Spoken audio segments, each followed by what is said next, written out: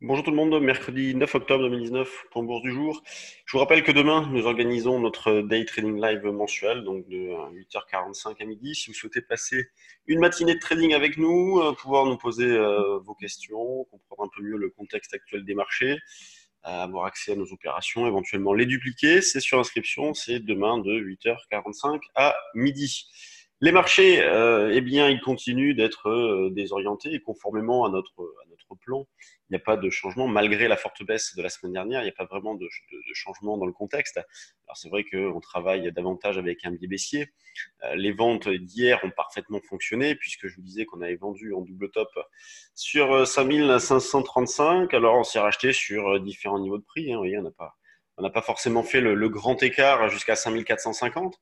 C'est le repli quand même assez impressionnant, mais déjà, si on a pu se racheter sur 5400, 90, 95, sur une partie de la position, bah, c'est magnifique. Alors, grand chelem hier, hein, puisqu'on a fait l'écart sur le CAC, l'écart sur le DAX, l'écart sur l'eurodoll.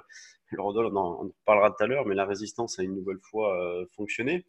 Donc, on a des marchés qui s'agitent dans le vide, avec une hésitation qui est très forte. Et il y a tout pour que ça dure. Avec donc des opérateurs qui sont un petit peu désorientés dans la mesure où bah, la visibilité reste très faible. Les initiatives restent modestes, on le voit au niveau du volume, hein, qui ne décolle pas. Alors c'est vrai que la plupart maintenant se font au fixing avec de la gestion passive, de la gestion de delta.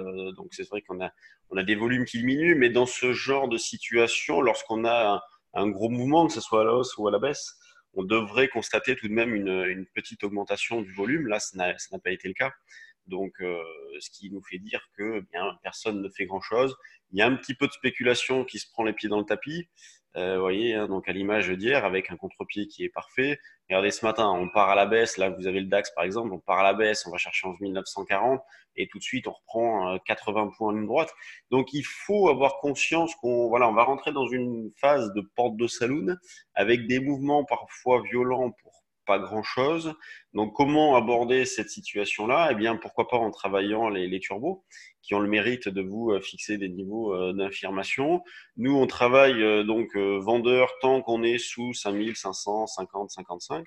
Donc, si vous souhaitez intervenir sur un turbo put, eh bien, vous pouvez travailler celui-ci. Il correspond quasiment à notre niveau de retournement, niveau au-dessus duquel on passerait avec un biais davantage haussier, mais tout de suite avec un gros point d'interrogation sur le potentiel, puisqu'on voit bien dans une optique un petit peu plus longue que le marché évolue toujours entre les mêmes limites, hein, entre 5600, 650 et 5200. Là, on s'est arrêté en plein milieu de la zone jusqu'à présent. Donc, est-ce que ça tient et on revient chercher les plus bas, les plus hauts? Est-ce que ça se dégrade, on revient chercher les plus bas? Pour l'instant, tout va dans le sens d'une bonne tenue des marchés. On voit qu'il n'y a pas eu de panique dans la phase de baisse. Vers 5004, nous, en temps réel, on disait qu'il n'y avait rien de très grave et c'est ce qui nous a permis donc de sortir les futurs sur les puts synthétiques, de vendre des puts qu'on avait achetés précédemment, éventuellement de vendre des puts en ouverture de position pour jouer une non-baisse. Et donc en intraday, on continue de travailler vendeur. Donc ce turbo put là peut être intéressant à travailler. Alors pour l'acheter sur quel niveau de prix? Eh bien, on s'en rapproche hein, dans la zone 5480-90, ça va être la plus proche zone de vente. Au-dessus, ça va être 5505-15. Pour l'instant, les 35 d'hier sont un peu hors sujet, même le 5505-15, mais comme je vous le disais tout à l'heure, on peut s'attendre à des mouvements violents pour pas grand-chose, donc bah, il faut bien l'envisager. Il faut s'y préparer. Le DAX, lui, on est en double top, donc zone de vente tout de suite, là, 12 020. Vous voyez, moi sur le CAC, j'étais placé à 77,5, on a fait 76. Bon, je l'ai raté à un point pour l'instant, donc tant pis, on peut pas toujours avoir de la réussite. Donc le DAX, lui, a validé la zone de vente, hein, 12 020, on peut vendre 11 980, 11 940, 50 au rachat. C'est ce genre d'écart-là qu'il faut viser. L'euro-dollar, donc, remonte un petit peu ce matin, après, comme je le disais tout à l'heure, avoir parfaitement validé la résistance des 1,0995 hier, une nouvelle fois, hein. Une fois, deux fois, trois fois, quatre fois. Bon, bah, ce matin, pas de scoop, hein, on va vendre dans cette résistance-là. On a pu accumuler tellement d'écarts de toute façon qu'il ne peut pas nous arriver grand-chose. Donc 1,0995 à la vente, 1,09 65, 70, 1,0945 au rachat. C'est ce que l'on fait ces derniers temps avec succès. Sur les actions, hop, on verra sur les actions secondaires qu'il y a quand même de sacrés branlés, de gros écarts. Là, on a Arcelor qui est la plus forte hausse. On a Carrefour, donc des hausses autour de 1%. D'ailleurs, Arcelor, on a une situation un petit peu de double appui. À la baisse, on a Technip, Airbus. Donc, ce que l'on remarque tout de suite, c'est grande régularité. Le volume, je pense qu'il n'y a rien. 167 millions, il est 9h32. Effectivement, il n'y a pas grand-chose. Les grosses pondérations évoluent en ordre dispersé, mais on voit que c'est très très calme. Donc le contexte ne change pas, c'est toujours pareil. Très peu d'initiatives, un peu de spéculation, un petit peu d'arbitrage, un petit peu de gestion via des gestions passives sur des ETF, enfin au fixing de clôture, ce qui fait que le volume augmente considérablement à ce moment-là. Mais sinon, en séance, c'est bien pas grand-chose. Sur donc dans les screeners volume, la plus forte hausse du jour, donc Gensight. Ensuite, on a Pixium, Amplitude, Target, Atari.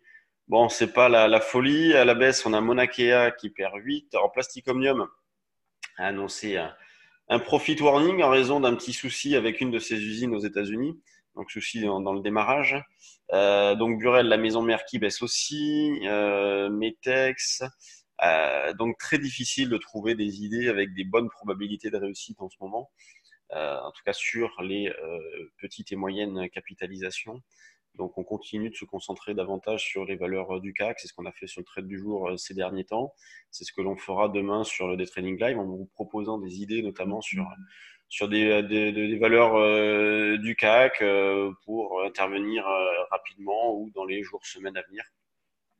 Mais sinon, à l'instant T, difficile de trouver des idées. Sinon, c'est un petit peu trop aléatoire, un peu trop du jeu, ou alors des opérations qui nécessiteraient une trop grande réactivité. Donc, bon, on n'est pas là pour ça, en tout cas dans le service trade du jour action. Nous, on peut être amené à le faire dans la salle des marchés et dans notre quotidien, mais sur le trade du jour, c'est plus des opérations un peu plus cool avec de meilleures probabilités de réussite. Sur ce, ben, je vous laisse. À demain pour ceux qui participent au Day Trading Live. Donc demain, il n'y aura pas de point bourse puisqu'on enregistre, puisqu'on fait le Day Trading Live. Et donc, on se retrouvera vendredi. Salut tout le monde.